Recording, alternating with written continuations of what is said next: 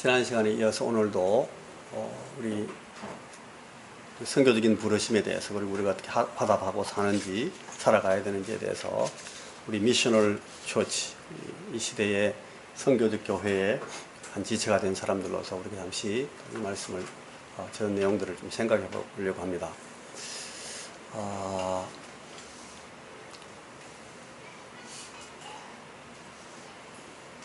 오늘 제가 다루고자 하는 제일 중요한 이 주제가 뭔가 하면 BM, 통상 비즈니스 에즈 미션 이라고 말하는 선교의 굉장히 중요한 현대적인 개념입니다.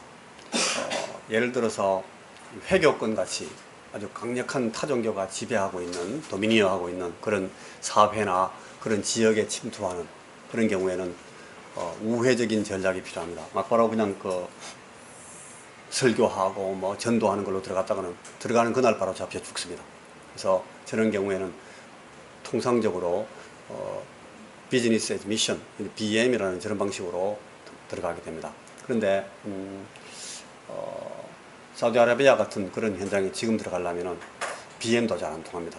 저런 곳에는 의사, 의료인, 그죠? 의사나 간호사 혹은 영어 교사 같은 방식으로 이 퍼밋을 받아가지고 들어갈 수가 있어요. 제가 2000년도에 그때 저는 원래 영어를 잘 못하는 사람인데 Teaching English for the Speakers of Foreign Languages라고 해가지고 TESOL이라고 하는 그 과정을 억지로 했던 이유가 이제 그런 것 때문에 했던 거죠.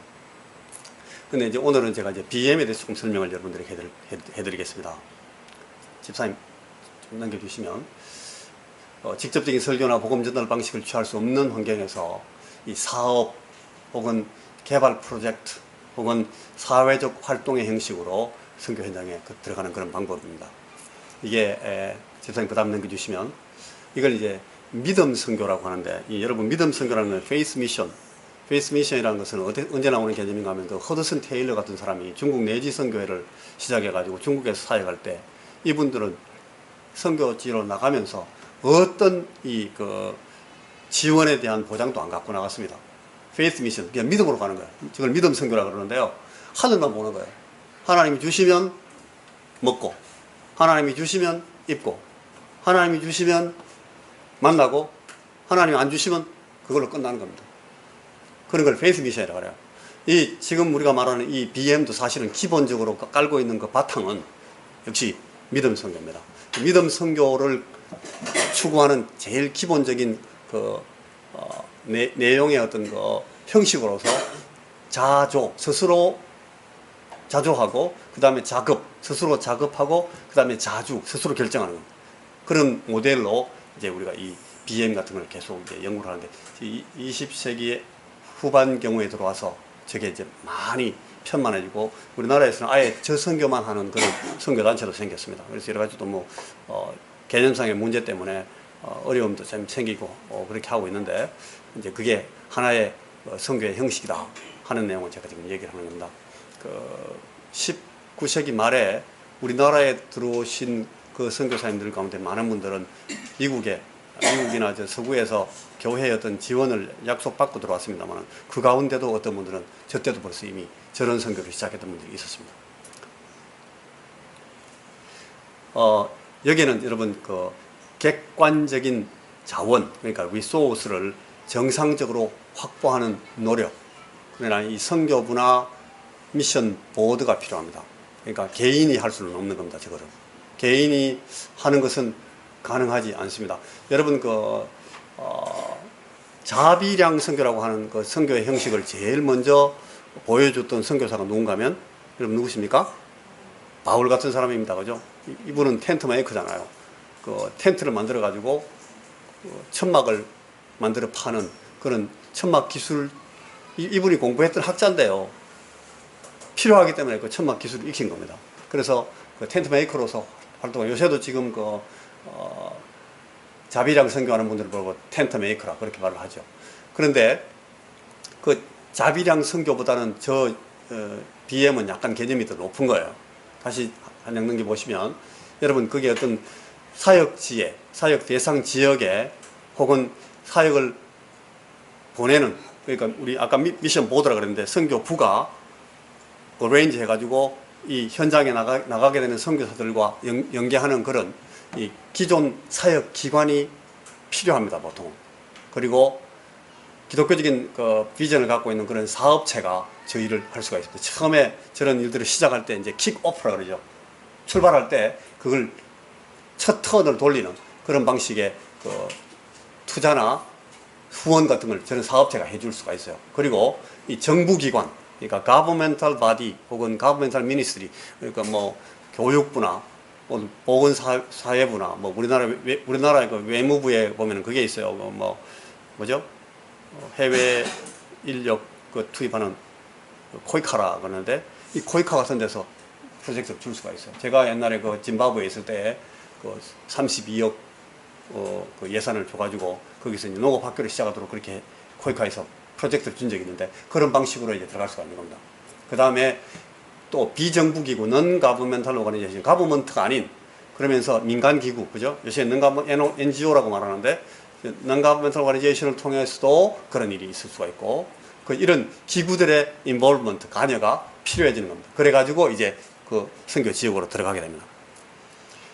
그런데 이제 이게 잠시 가가지고 뭐 한 3박 4일, 5박 6일 하고 들어오면 이게 단기 선교고 이게 아무것도 아니에요. 어떨 때는 이런 선교는 사실 우리가 이 단기 선교를 떠납니다만 단기 선교라는 건 사실 없어요.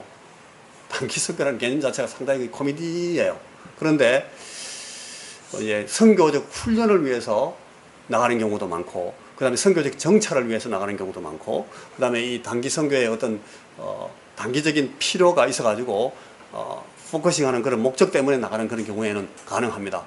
그런데 이 단기 선교를 뭐 재미같이 막 여행 가듯이 맨날 평생 단기 선교에 다니는 사람들도 있어요. 그건 좀 넌센스입니다. 그런데 그렇지 않게 되려면 여러분 저기 sustainable 아이디어인데 지속 가능한 그런 선교를 해야 되는 겁니다. 선교도 그 지속 가능성의 확보를 위하여서 이 BM은 굉장히 다면적이고 다변화된 그런 방식으로 계속 들어가야 됩니다. 한 가지 방식으로 가다가 하나 또 꺾이면 끝나버립니다. 그래서 이게 잡히면 일로 빠지고 이게 묶이면 일로 빠지고 하는 쫙 가능하면 다면적인 방법으로 침투를 하게 되는 거죠. 그러면서도 계속적으로 균형을 유지하고 균형을 잃지 않기 위해서 애를 써야 된다. 이래서 이제 선교부가 항상 현장에서 선교를 할 때 팀이 만들어질 때 그 목사 선교사가 한 사람 꼭 있어야 돼요. 왜냐하면 그게 이제 영적인 밸런스를 계속 유지해 줘야 되기 때문에.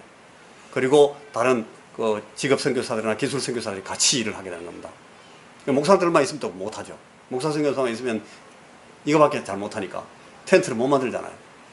그래서 여러분 저런 균형 유지를 위해서 이 상시적이고 항상 그러면서도 또 주기적인 한 달에 한 번씩 또 6개월에 한 번씩 1년에 한 번씩 3년에 한 번씩 또 7년마다 이렇게 주기적인 자기 감시 그리고 자기 검토가 늘 필요합니다. 그래서 이 BNM 비즈니스 에즈 미션 이 BM에서의 그 B와 M 비즈니스와 미션의 역할 분담과 상호 존중과 균형감의 유지가 내부적으로 그 팀 안에서도 분명히 유지돼야 되고 그 다음에 신학적이고 신앙적인 기준과 한계가 이 두 사이에 굉장히 분명히 유지돼야 됩니다. 이 비즈니스 한다고 해서 이 사람이 헌신이 안 되면 안 되죠. 완전히 헌신된 사람이라 해야 되고 그 다음에 미션 하시는 이 미셔너리 쪽에서도 이 비즈니스를 존중하고 이해하고 협력할 수 있는 그런 준비가 되어 있어야 이 팀이 가능한 겁니다. 그래서 선교적이고 목회적인 분야로 직접적으로 체감되는 그런 재정적인 이익이나 편리성이 넘어오게 되는 그 순간 무슨 말인가 하면 비즈니스 쪽에서 막 일이 잘 되니까 목사님들이 그걸 하다가 이게 뭐 돈이 되네 이래가지고 목사님들이 거기 막 목사 선교사나 이 미셔너리 선교사들이 그걸 보고 거기 막 딸려들어가 버리는 경우가 있단 말이죠. 직접적으로 체감되는 그런 재정적인 이익이 이거 하니까 잘하면 뭐 되겠어. 옛날에 선교사님들 가운데 이게 아주 안 좋은 예인데 선교사님들 가운데 현지에 나가 저런 데 가야 하다가 나중에 막 한국으로 돈을 막 보내가지고 자기 집도 사고 막 그런 분도 있었어요. 그래가지고 그게 나중에 걸려가지고 문제가 막 그건 이제 잘못된 거죠. 저렇게 돼버리면 안 되는 겁니다. 그러니까 어떤 재정적 이익이나 그러니까 비즈니스의 목적이 되는 그런 그 이익이나 그 다음에 그것 때문에 생기는 어떤 삶의 혹은 영적인 어떤 편리성이 이쪽으로 넘어온다 싶을 때 그때 그 끝입니다. 그때는 탁 끝나야 됩니다. 그때는 바로 빠지고 딴 데로 가야 돼. 그 팀에는 더 그쪽으로 나갈 수 있는 그런 성격으로 만들어주고 그 비즈니스 하는 분들한테 더 책임을 많이 주고 이분은 이제 더 앞으로 나가야 되는 거죠. 앞으로 나가면 죽는데요. 죽으러 가야 되는 겁니다. 그렇게 나가는 거 그게 그 라인, 그 마지노 라인 그걸 잘 지켜야 돼요. 그게 즉시 선을 끊고 깨끗이 정리하고 빨리 이동할 줄 아는 그런 전환, 그런 전의의 이 판단력과 용기가 계속해서 선교적인 길, 이 좁은 길을 계속 유지하면서 지속하고 연장할 수 있게 그렇게 보장하는 겁니다. 선교사가 선교를 몇 년, 한 15년, 20년 하고 나니까 막 노련해져가지고 자기 왕국을 갖게 되는 경우가 많이 있어요. 선교지에, 저 나라는 저기는요, 무슨 선교사가 꽉 잡고 있어요. 그거는 완전히 베린 겁니다. 그 선교는 완전히 망가진 겁니다. 그렇게 돼버리면 그건 더 이상 좁은 길을 가는 게 아니잖아요. 그건 뭐 권력자가 된 거예요. 어떤 경우에 그런 사람이 있었어요. 어느 나라에는 선교사들이 다른 선교사들이 들어오려고 그러면 그 앞에 가 있던 그 선교사님한테 허락을 못 받으면 못 들어갔어요. 그래서 그 사람이 전화해가지고 그 출입국 관리소에 전화해가지고 비자를 안 주는 겁니다. 아무 이유도 없는데. 나중에 알아보니까 그 선교사님이 못 들어오게 하는 거예요. 그거 어떻게 된 거예요? 그게 무슨 선교입니까? 그런 경우들도 생길 수가 있다는 겁니다. 다시 넘어가시면, 그러니까 여러분, 영원 영속하는 기관은 없어요. 이런 아이디어를 갖잖아요. 발전기를 막 돌리죠. 처음에 이제 킥오프를 해서 발전기가 돌아갑니다. 그럼 발전기가 거기서 전기가 생산이 돼요. 이 전기가 막 다른 사람한테 막 보내주고, 그 다음에 이 전압을 더 막 올려가지고 전기를 다시 발전기를 돌리는 이 연료로 써가지고 발전기를 돌리게 그렇게 할 수 있습니까? 아이디어는 가능할 것 같아요. 그죠? 발전기를 돌려가지고 거기 전기 나오면 다른 거 전기 좀 쓰고 다시 돌려서 그걸로 발전기 또 돌리면 다시 전기를 발전할 수 있을 것 같잖아요. 그게 안 돼요, 여러분. 그래서 물리적으로 영속하는 기관은 없어요. 선교도 마찬가지입니다. 선교도 이와 같이 그러므로 이 선교적 소모, 이 컨섬션이 있어요. 계속해서 한쪽은 소모되고 한쪽은 사라지고 한쪽은 죽어나가야 됩니다. 이거 이제 순교적 희생이라고 하는데 저게 이제 성경적 개념이니까 선교는 순교거든요. 순교적 희생이 계속 공급되고 또 그것이 한쪽에서는 막 사라져가고 또 필요해서 또 들어오고 또 사라져가고 이게 계속되는 그런 선순환이 없으면 선교는 이루어지지 않습니다. 그리고 아까 말했던 그 지속 가능한 선교는 이루어지지 않습니다. 제가 지금 굉장히 중요한 개념을 여러분이 설명하고 있어요. 이제 요걸 도식화해서 설명하면 저렇게 됩니다. 투입 전에 먼저 선교지에 가서 사람들이 조사를 해요. 선교사가 가서 조사를 하고, 가서 살아봐야 돼요. 어떨 때. 어떤 분들은 막 2년, 3년 살아요. 아무것도 안 하고. 선교적인 조사를 위해서. 그리고 이제 준비가 되면 거기 투입합니다. 투입하면 그분들이 제일 먼저 거기 정착해야 돼요. 사업도 정착하고, 비즈니스도 정착하고, 미션도 정착하고, 그럼 이제 성경 공부도 하고, 막 사람들 인간관계도 만들고, 그래가지고 어떤 그 방해 요소 같은 것들을 미리 제거할 수 있는 그런 인간관계도 만들어 놓고, 그래서 어떤 수준에서 어떤 방식으로 선교적인 접근을 이루어 나가야 될지를 결정을 하고 판단을 하고 이렇게 다 정착을 합니다. 그리고 거기 이제 비즈니스가 이루어지려면 비즈니스적인 투자가 없으면 안 돼요. 인베스트먼트가 들어와야 되죠. 그게 이제 아까 말했던 그런 이 보도에서 다 이렇게 어레인지 해주는 겁니다. 그리고 들어오면 그게 이제 또다시 그 앞에 있는 그 사이클이 계속 진행되면서 앞으로 나가고 이게 확대되어 나가는 겁니다. 그게 이제 여기 리크루팅이라고 그러는데, 리크루팅은 이제 동원이죠, 동원. 선교적 동원.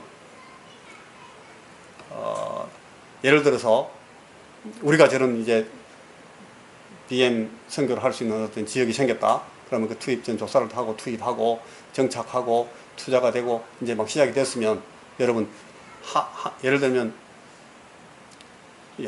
우리 한국 같은 우리 베이스에서 사람들을 동원해야 돼요.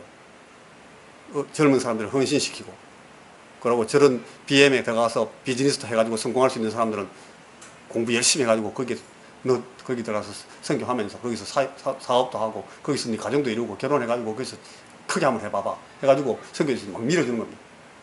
그래가지고 성공한 경우들이 상당히 많아요. 그렇게 해주고, 그러면서 또 계속 이 디벨로핑 휴먼 리소스, 그러니까 인력적인 자원들을 계속 개발해 나가는 겁니다. 그러니까 이런 걸 지금 막 많이 하고 있는 굉장히 중요한 선교부 중에 그 하나의 그 어떤 모델이 이제 YWAM입니다. 저 Youth with a Mission하는 그런 선교부의 어떤 선교 사역 그 베이스들에서 저런 일들을 많이 하죠. 근데 이제 너무 기본만 계속 반복하고 있으니까 DTS 하다 막 끝나버리는데 저게 사실은 저런 비전을 다 갖고 시작하는 겁니다. 그래가지고 이제 저게 메인 컨섬션 페이지라고 그랬는데 저게 이제 본격적인 그런 이 소모적 단계에 나가는 거죠. 그래가지고 이게 선교적인 그런 터닝을 계속 진행하면서 이제 팔 벌리기라고 그랬는데 이게 확대하는 겁니다. 좀 더 나가고 조금 더 예를 들어 드릴게요. 그래서 연결하고 협력하고 재투자하고 사역의 거점들을 저게 굉장히 중요한데 사역 거점들을 하나씩 이렇게 조직해 나가가지고 저런 정도 단계가 이루어지면 그때는 이제 상당히 중요한 그런 막 이 파워를 가지고 일을 할 수가 있어요. 저 사역지나 저 비즈니스가 그쪽 지역에서 빠져버리면 그 지역 자체가 막 굉장히 어려워지는 그런 상황에 나가고 단계로 나가면 그때는 이제 타 종교들이 손을 못 대요. 여러분들은 그러면 지금까지 해왔는 거 보니까 아주 우리 인민들을 위해서 또 혹은 현장에 있는 지역민들을 위해서 너무너무 애를 많이 쓰고 잘했으니까 계속 좀 해주십시오. 절대 나가지 마세요. 해주세요. 지금 그렇게 하는 선교분들이 많이 있잖아요. 그죠? 그러면 이제 이분들은 그걸 계속 하면서 아까 말했던 이 빠지고 전이하고 전환시키는 그런 방식으로 다시 재파견이 되고 더 앞으로 나간다든가 다른 곳으로 옮긴다든가 이렇게 되는 겁니다. 지금 제가 BM 설명하고 있는 거 대충 개념은 잡히죠. 그죠? 한 번 더 나가보시면 이게 여러분 이런 걸 제일 먼저 시작했던 그러니까 제가 말하던 이런 BM을 의도하지는 않았어요. 목적하지도 않고 목표하지도 않았지만 그분들의 삶과 그분들의 사역과 그분들의 그 순교적이고 희생적인 삶의 그 어떤 형태가 역사적으로 남아있는 그런 중요한 이 모델 중에 하나가 진젠도르프 백작의 모라비안 선교 모델입니다. 모라비아가 어딘가면 자 여기 우리나라가 있고 이거는 우리 최호에도 잘 압니다. 여기 한국 얘기라고 딱 아는데 여기서 우리 제일 먼저 선교 보낸 필리핀도 갔고 뭐 태국도 갔고 처음에 그다음에 뭐 인도네시아도 갔고 인도도 갔고 이렇게 막 선교를 막 보냈는데 지금은 막 온 세계 안 간 데가 없어요. 그런데 이 서구에서 여기 유럽이잖아요. 여러분 여기가 유럽이고 여기가 아시아입니다. 그래서 이 유럽과 아시아가 연결되어 있는 하나의 컨티넌트 대륙이기 때문에 이걸 유라시아, 유럽 아시아, 유라시아라고 합니다. 이 유라시아 가운데 서구적인 교회가 제일 2000년 동안 메인스트림을 형성했던 지역이 어딥니까? 이 서구 구라파 유럽이잖아요. 그죠? 여기서 사실은 근데 이 유럽이 지난주에도 우리가 얘기했습니다만 지난주에도 우리가 조금 그런 얘기를 했는데 계속적으로 이 기독교적인 그런 선교나 신앙의 입장을 잘 이렇게 유지했는가 하면 그렇진 않아요. 그러지 못한 기간이 더 긴 것 같아요. 훨씬 많아요. 그리고 굴곡이 많고 지금 굉장히 위기입니다. 지금 구라파는 교회가 다 그냥 거의 완전히 와해 상태입니다. 그래서 유럽 혹은 서구 재선교라는 말이 굉장히 많이 강조되고 있고 그런 일을 위해서 제일 많이 투입돼야 될 그 나라가 교회가 어딘가 하면 우리 교회나 한국 교회 아니면 브라질 교회나 아니면 이제 앞으로 일어나게 될 중국 교회나 이런 교회들입니다. 이런 교회들이 선교사를 통해서 혹은 선교적 영향을 통해서 혹은 교회의 확산을 통해서 이제 구라파 서구 유럽을 새롭게 선교하지 않으면 저 지역은 이제 한 수백 년 동안 또 완전히 죽어나갑니다. 그게 굉장히 중요한 주님 오실 때까지 우리가 계속 해야 될 하나의 일의 현상이고 상황인데 여기에 지금 이제 구라파 지역에 여러분 그 종교개혁 운동이 언제 일어났습니까? 대충은 시간을 기억합니까? 1517년도에 그 마틴 루터가 그 비텐베르크 성당 정문에다가 95개조 반박문을 붙인 그런 사건이 있거든요. 그래서 그걸 갖다가 1517년이다 우리 보통 그렇게 기억합니다. 그런데 이 종교 개혁이나 신앙적 개혁이라는 것은 그렇게 하나의 사건을 통해서 탁 이루어지지 않습니다. 그거는 계속되는 과정입니다.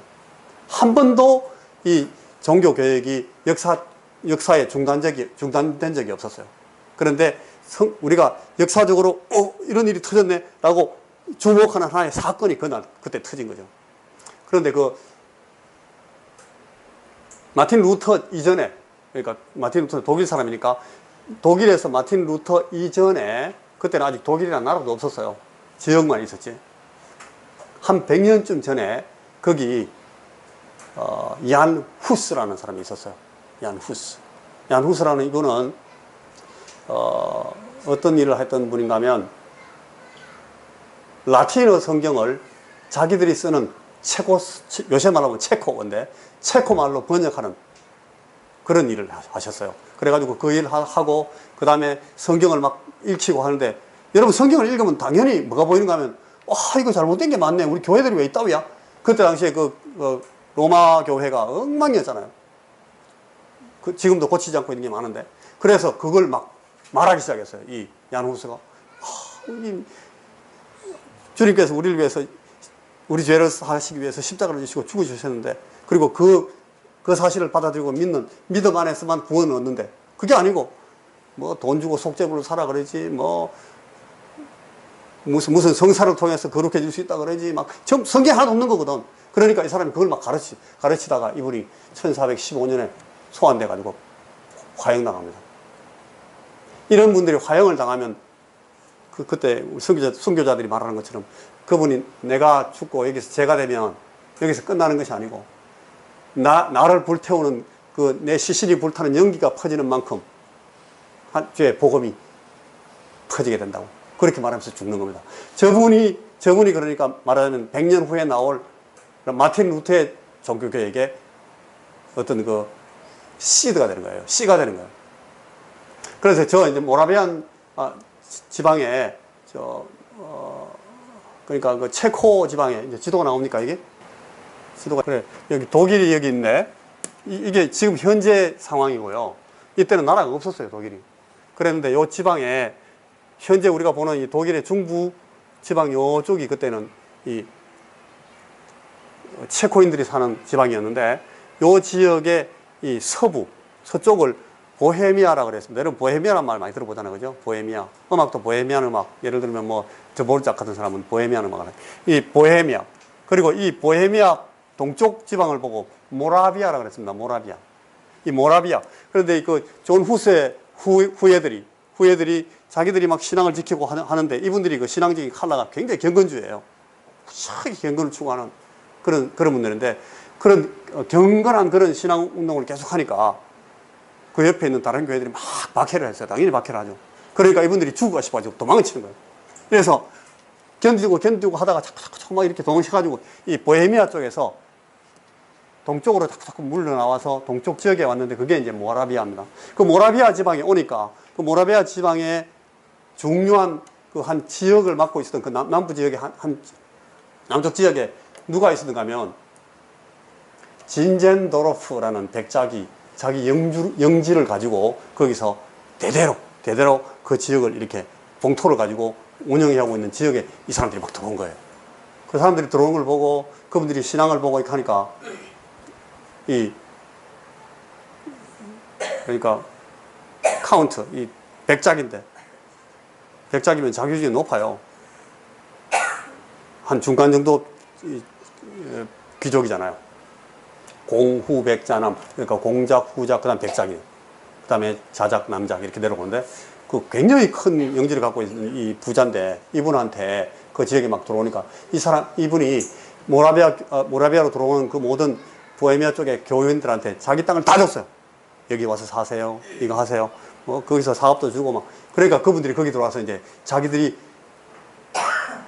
자기들대로의 삶의 방법을, 그러니까 BM을 시작하는 거예요, 거기서. 그래서 저분들이 한 1200~300명까지 모였어요. 1200명까지 모여들었는데 그분들한테 자기 땅을 다 줬다고요. 니는 뭐 500평 가져가세요. 니는 뭐 1500평 가져가세요. 니는 5000평 가져가세요. 막 주는 거예요. 그리고 나중에 이분이 거기서 영향을 많이 받아가지고요, 자기 갖고 있는 모든 것을, 남아있는 자기 재산, 성이고 뭐고 다 팔아가지고 전부 다 구제해버립니다. 그리고 자기가 스스로 가난해져가지고 자기도 선교사로서의 삶을 살아가게 되는 그런 사람이. 그게 이제 모라비아 모라비아 형제단 선교예요. 이제 근대 독일의 영적인 각성을 일으켜가지고 저분들이 제일 영향을 많이 줬던 분들이 누군가 하면 그 존 웨슬리 같은 분들입니다. 그러니까 오늘날 현대 우리가 여러분들이 알고 있는 그 감리교회에 크게 영향을 주었던, 가장 많은 영향을 주었던 그 영적인 선배 그룹이 바로 저 모라비안 교도들이 되는 거죠. 좀 넘어가 보시겠습니까? 그래서 이제 그 진전도록 백작을 중심으로 해서 그때 사람들이 많이 모여가지고 이제 본격적으로 한번 그 부흥운동을 일으킨 게 1727년. 그러니까 1727년이면 우리나라로 하면은 뭐 한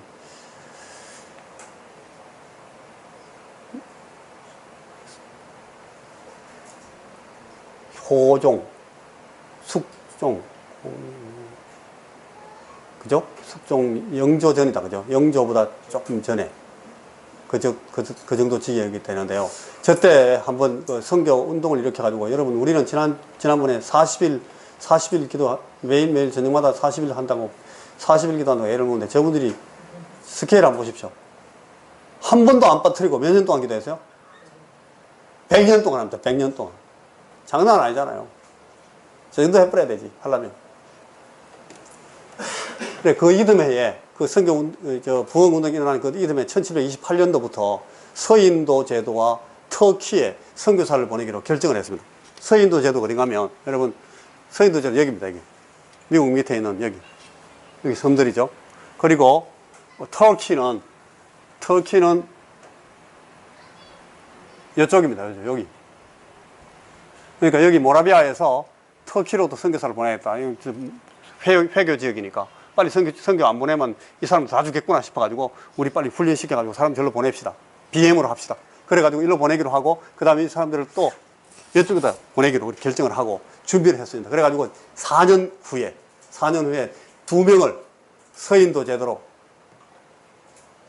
보냅니다. 저게 이제 서구 개신교 최초의 선교사들이 됩니다. 그리고 나서 이후에 남부 독일로, 스위스로, 발트해 연안으로, 러시아 쪽으로, 북미 쪽으로, 미국 쪽 18세기 동안, 그러니까 18세기면 우리나라로 말하면 정조대왕 있기 전입니다. 영조 때입니다. 영조 때. 그때 정도까지 이분들이 226명의 선교사를 보냈어요. 그리고 19세기로 들어오면서 그 1800년으로 넘어왔을 때 얼마나 더 많이 나왔겠어요. 그래가지고 저는 선교를 계속 해나갑니다. 이 모라비아 선교사들은요, 다들 선교전을 나가면서 파송장을 들고 막 금방 입힌 파송장을 들고 나간다거나, 선교사 안수받고 파송받을 때 기념으로 막 가운 주는데 가운을 입고 나가거나 무슨 기념 메달 같은 걸 달고 나간 게 아니고 뭘 가지고 나갔어요? 자신들의 관을 짜가지고 갑니다. 무슨 말인가 하면, 저는 가서 죽도록 일하고 거기서 죽어서 묻히겠습니다. 안 돌아옵니다. 그러고 갑니다. 저 모라비아 선교사는 무시무시한 사람들 아닙니까? 그죠? 근데 저런 분들이 있습니다. 저래가지고 선교. 이분들이 이제, 진지한 도로프 백작이 늘 했던 말이 저거예요. 교회의 기초는 교리가 아니다. 신조가 아니다. 우리 계속 오늘도 우리가 신앙고백 하면서 신앙고백 지금 만든다고 얼마나 신경 많이 써가지고 만들잖아요. 교리가 중요하니까. 교리가 중요하지 않다는 게 아니에요. 그런데 사실은 교회의 이 기초는 그런 신조가 아니라 어디에 있다? 경건. 하나님과 동행하면서 하나님의 임재를 느끼면서 사는 데 있다는 거예요. 오늘 우리 예배를 여러분, 우리 홍준사님도 그렇고 저도 그렇고 예배 준비하는 모든 분들이 다 집중하는 게 뭔가 하면 이 예배에 하나님의 임재가 있어야 됩니다. 그거 있게 하기 위해서, 그 임재를 우리가 임재 안에 들어가기 위해서 그 예배에 마음과 뜻과 정성을 다해서, 마음과 뜻과 정성을 다한다는 그 말이 뭔가 하면 생명을 건다는 것입니다. 그게 집중하는.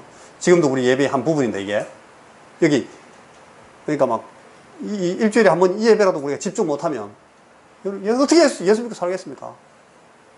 저게 이제 저분들의 신앙 고백인 겁니다. 나에게는 단 한 가지 열망밖에 없다. 그것은 예수님, 오직 그분뿐이다. I have one passion only. It is Jesus. Jesus only. 이게 독일 경건주의를 설명하는 진전도 백작의 유명한 그 고백이에요. 자기 인생을 위한 번영의 길을 버리고, 그러니까 크고 넓고 많은 사람들이 가는 길을 버리고 주님의 십자가를 지고 좁고 협착하며 아주 적은 사람들만 가는 길을 가기로 결정하고 선택하는 사람들이 선교사들입니다. 여기 예외가 없어요. 오늘 여기 모인 여러분들 전부 다 사실은 저런 선택을 해야 됩니다. 왜냐하면 예수님께서 그렇게 하라고 그랬습니다. 나는 하다가 나중에 좀 하다가 또 좀 쉬다가 또 하다가 이렇게 할게요. 그거는 우리끼리 편리해서 하는 얘기고, 그건 그렇게 하면 안 되는 겁니다, 원래는. 그리고 저 사람 보고 하라고 그랬지만 나는 좀 안 해도 돼요. 그건 아니에요. 그거는 여러분, 그렇게 하면 안 돼요. 그러면 그런 분들은 하나님 보고 아버지 하면 안 돼요. 예수님 보고 주님 그렇게 부르면 안 되는 거예요. 오늘 이 땅에 부담 많은 청년들에게, 이 땅에 상처 많은 중년들에게, 이 땅에 가슴 아픈 많은 노년들에게 이 크고 넓고 비옥한 봉토를 소유한 그런 영주요 성주였던 그런 부유한 백작으로서 신앙을 지키면서 신앙을 지키려고 피난을 온 사람들을 위해서 다 나눠주고 복음을 위해서 다 보내주고 주님의 이름을 위해서 다 써버린 후에 가장 가난한 사람이 되는 길을 선택했던 그런 진전도록 백작이 들려주는 말씀. 여러분, 제가 이제 저도 지난번에 좀 말씀드렸습니다만 계속적으로 지금 제 관심에 계속 더 막 침투되어 들어오는 한 지역이 어딘가 하면 여기입니다. 이쪽. 그러니까 중동 위쪽, 그 다음에 중앙아시아하고 통하는 지역. 아직 우리나라의 선교가 비교적 덜 미치고 있는 쪽이고요. 이 지역이 영적인 부흥, 발흥이 굉장히 필요한 지역이에요. 굉장히 중요한 신앙적 유산을 갖고 있었는데, 지금도 갖고 있어요. 그런데 복음이 없어요. 아르메니안 사도교회나 혹은 그리스 정교회나 러시안 정교회에 빠져가지고 복음을 다 잃고 생명이 없어요. 평생 그 교회 가서 예배 맨날 드리고 맨날 미사하고 하는데도 단 한 번도 복음을 들을 수가 없어요. 예수 믿고 천당 가는 걸 몰라요. 구원받는 걸 몰라요. 죄 사함을 얻을 수가 없어요. 안 가르쳐 주니까. 그런 지역에 가서 복음을 전할 필요가 있어요. 그런 걸 하려면 이 지역하고 이런 지역에 침투할 필요가 있는데요. 여기 여러분, 이 지역이 예를 들면 있는 거예요. 예를 들면 BM을 지금 말하고 있으니까 한 예를 들면 이쪽 지역은 땅이 전부 다 흑토예요. 여러분, 흑토라는 흙을 압니까? 가장 이 농업적인 생산을 많이 해주는 그 포텐셜이 있는 흙이에요. 제가 있던 그 아프리카의 동남부 아프리카 지역에는 제일 좋은 흙이 우리는 붉은 흙이었어요. 금붉은 흙이에요. 그런데 그런 흙보다 훨씬 더 생산량이 많은 흙이 흑토라는데, 여기 이게 이제 유럽의 제일 큰 나라예요. 이게 어느 나라예요? 우크라이나 나라는 저 땅의 나라 흙의 80%가 흑토예요. 비료가 필요 없어요. 그리고 이쪽 지역으로 여기로 넘어오면요, 여기 러시아하고 러시아 밑에 여기 아르메니아 또 조지아, 그 다음에 또 아제르바이잔 이런 나라 쪽으로 오면 거기는 포도주 같은 게 굉장히 좋은 너무 양질의 포도주 같은 게 있대요. 생산도 되고.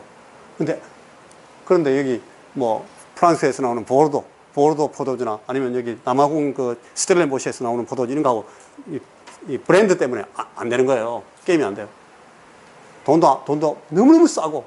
근데 포도주 아는 사람들이 마셔보면 완전 막, 우와, 이런 포도주가, 그런 포도주가 거의 막 즐겨하게 되는 거예요.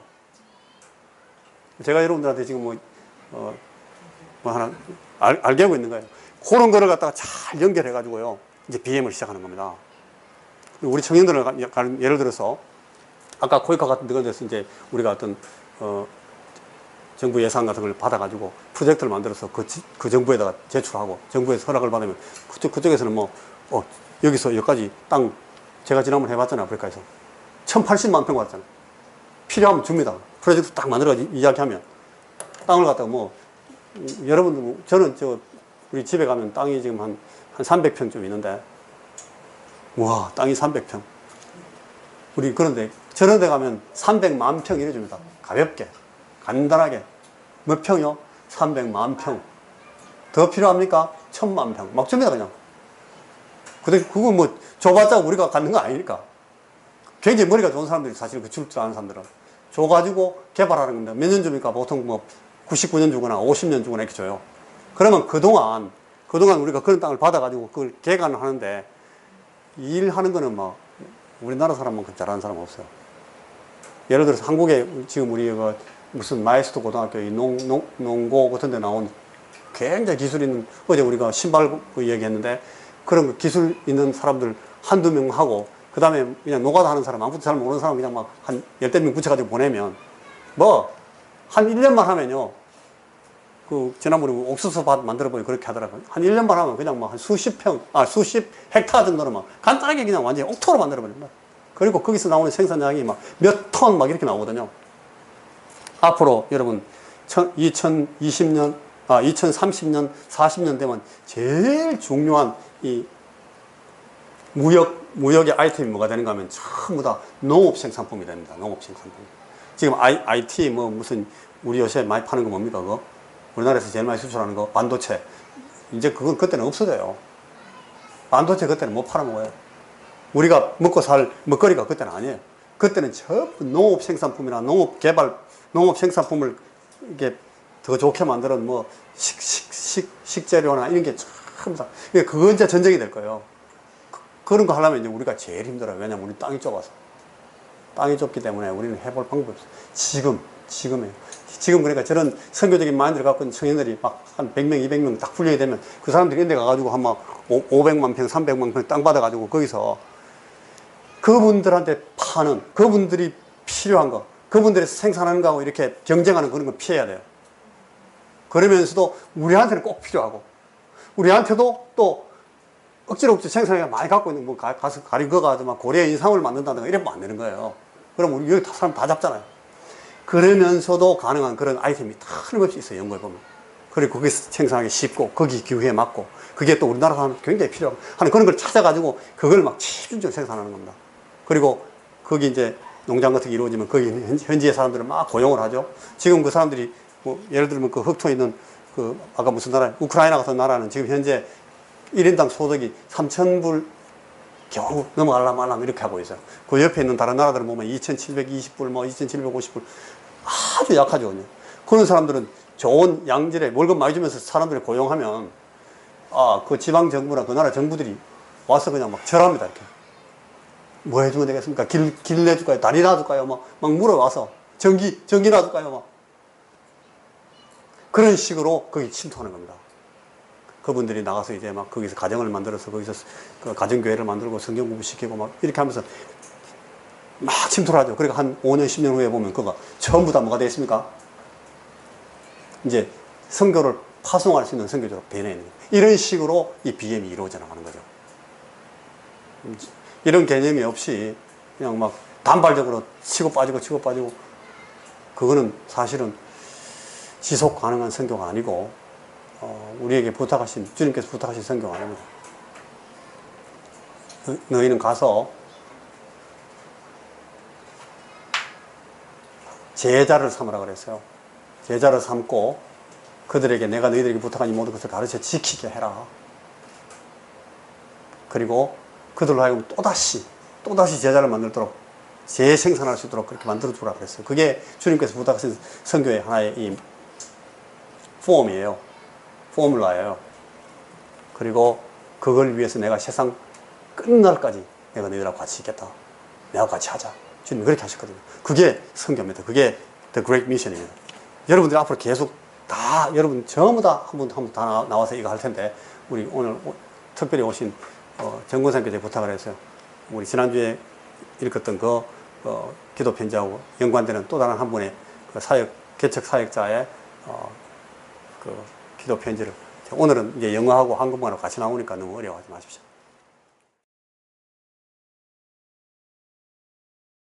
카울에서 개척 사역하는 니콜라이 두나스 전도사님의 가정, 그 구원 간증과 사역을 소개하도록 하겠습니다. 니콜라이는 카울에서 사역하고 있는 전도사님입니다. 그곳에서 그는 태권도 도장을 운영하고 있기도 합니다. 니콜라이는 성경을 가르치기 위해서 스포츠를 이용하고 있습니다. 이 도장의 학생들은 운동을 수련하는 과정의 일부로서 성경을 공부하게 되어 있습니다. 저의 이름은 니콜라이 두나스입니다. 저는 1980년 8월 5일 생입니다. 제가 어렸을 때에 저희 부모님들은 제게 성경 이야기를 들려주시곤 했어요. 저는 주기적으로 하나님 말씀을 듣는 가정에서 자랐지만 그 사실이 저를 그리스도인으로 만든 것은 아니었던 것입니다. 제 유년기에는 제가 부모님의 말씀을 경멸하면서 그분들을 거역하던 때가 많았습니다. 뿐만 아니라 내가 갖고 싶은 것을 사기 위해 어른들의 돈을 훔치곤 했었던 것입니다. 저는 우리 부모님께서 다른 아이들이 갖고 있던 장난감이나 사탕을 사주실 만큼 돈이 많지 않으셨던 사실에 대해서 화가 나 있었습니다. 우리 아버지는 평신도 설교자였습니다. 그는 장례식과 같은 공식 행사들에서 설교를 하기도 하셨는데 이 때문에 정부로부터 벌금형을 받기도 했습니다. 아버지의 봉급은 이미 적절한 수준이 되지 못하였는데도 공산주의 정권은 공개적으로 설교를 하고 다녔다고 거기다가 벌금까지 부과했던 것입니다. 제가 9살쯤 되었을 때에 이런 모든 일들이 일어나서 저로 하여금 제 주변의 사람들에 대해서 그리고 모든 일들에 대해서 화가 뻗치도록 만들었던 것입니다. 저는 계속 그렇게 살았습니다. 그리고 제 부모님들은 끊임없이 저를 위해 기도하셨고 저를 훈육하시려고 애쓰셨습니다. 부모님들은 제가 바뀌는 것을 보시고자 인내심을 갖고 기다리셨습니다. 제가 13살 때에 삼손의 생애와 그의 능력에 관한 설교를 들었던 적이 있었습니다. 저는 이 도전적인 질문을 저희 삶에 가져다 댔습니다. 만약에 내 눈이 다 뽑히고 내 모든 능력을 마귀를 섬기는 일에 사용해야 되게 생겼다면 그 모든 능력을 갖는다는 게 다 무슨 소용인가? 하나님의 계명에 순종하지 않았던 한 사람이 경험했던 고통의 실제가 저에게 강하게 와 닿았던 것 같습니다. 그때 저는 아마도 내 사는 일이 잘 되어 갈 때든 그렇지 못하게 되는 때든 나는 하나님의 말씀에 순종해야 하는 거구나라고 이해했던 것 같습니다. 그 설교자께서는 삼손이 많은 전쟁에 나갔고 싸울 때마다 이겼지만 그것은 하나님께서 그의 능력이 되시고 그의 방패가 되셨기 때문이었다는 데까지 말씀을 끌고 나가셨습니다. 우리가 하나님의 계명을 무시하고 자기 자신의 길로 나갈 때에 그 사람의 인생은 온갖 문제투성이로 변하게 되고 만다는 것이지요. 저는 예수님을 제 인생의 주인으로 모실 필요에 대하여 느꼈습니다. 바로 그날 1993년 10월 12일 제가 13살 되던 때에 저는 그리스도 예수님을 제 주님과 구원자로 따르기로 결정했습니다. 그 다음 날 제가 등교하고 있을 때에 저는 그리스도를 마음 가운데 모신 새 사람이 되었음을 깨닫기 시작했습니다. 저는 제 나쁜 버릇들이 어떻게 사라져 버렸는지 알 수 있었습니다. 그렇지만 아직도 제 안에는 계속되고 있는 싸움이 있었습니다. 저는 그리스도인의 가정에 태어나는 복을 받았습니다. 제 아버님은 매일 성경 말씀을 읽어주셨습니다. 주일 아침에 예배당으로 나가기 전에 우리 가족들은 모여서 하나님 말씀을 읽고 기도하였습니다. 그 시간이 저에게는 그리스도를 더 잘 알게 되는 시간이 되어 주었던 것입니다. 저는 또한 저 혼자서 신약 성경을 읽어내려가기 시작했습니다. 그리고 아이들을 위한 이야기 정도의 수준이 아니라 생명의 말씀으로서의 성경의 신비함을 깨달았습니다. 제가 이해하는 어떤 말씀의 구절이 나올 때마다 주 예수님께서 저에게 가르치고 싶어 하시는 것이 무엇인지를 알게 되어 저는 무척 기뻤습니다. 1996년 8월 11일 제가 16이던 해에 저는 세례를 받았습니다. 저는 주 예수님께 충실하고 그분께 순종하는 사람이 되겠다고 약속했습니다. 그때로부터 계속하여 제 인생에 그분이 임재하고 계심을 느끼고 있습니다. 제가 17이 되던 해에 저는 일을 찾아서 집을 떠났습니다. 그 기간 동안의 제 삶에는 온통 시험이었습니다.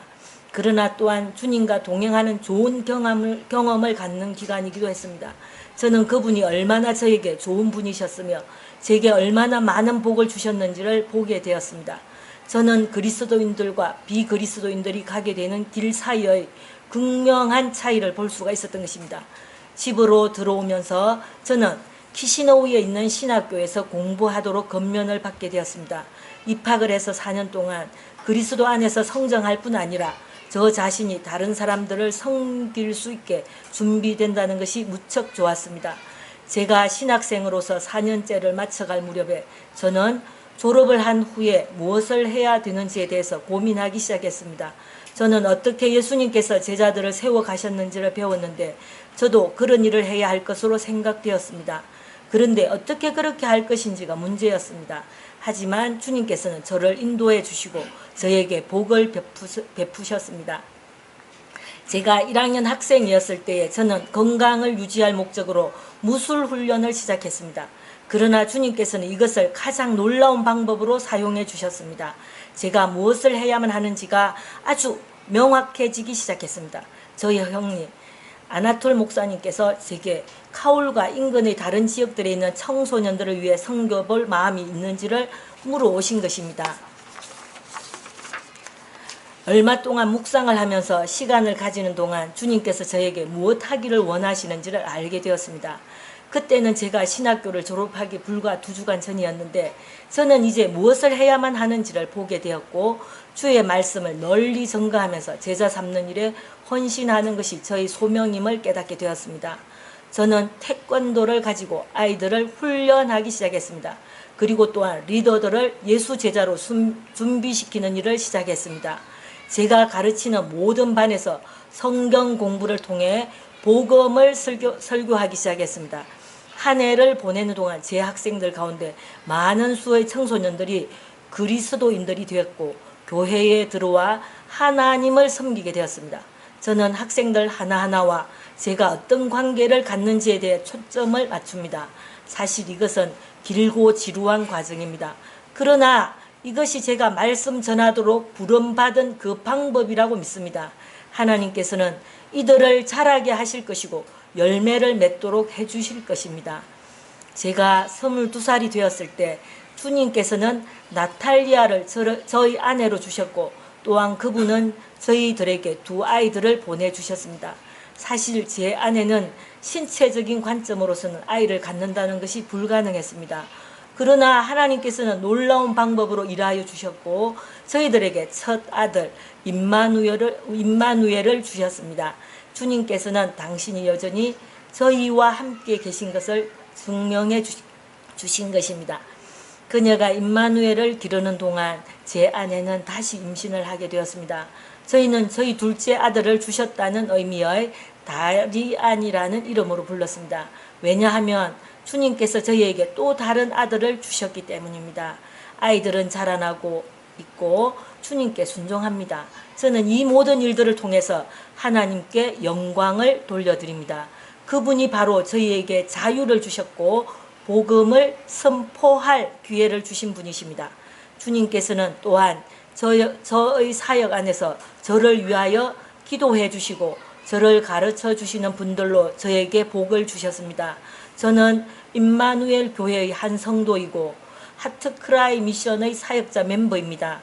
하나님께서 소명을 주셔서 저를 불러시키신 사역을 지원하시는 많은 분들이 계시다는 것이 정말 기쁩니다. 저를 위해 기도해 주시는 여러분들과 함께 주님을 섬기고 있다는 이 사실이 너무나 놀랍습니다. 비록 이 땅 위에 사는 동안 제가 그분들 모두를 다 뵐 기회를 갖지 못한다 하더라도 이분들의 기도의 능력을 느낄 수 있다는 것은 정말 좋은 일입니다.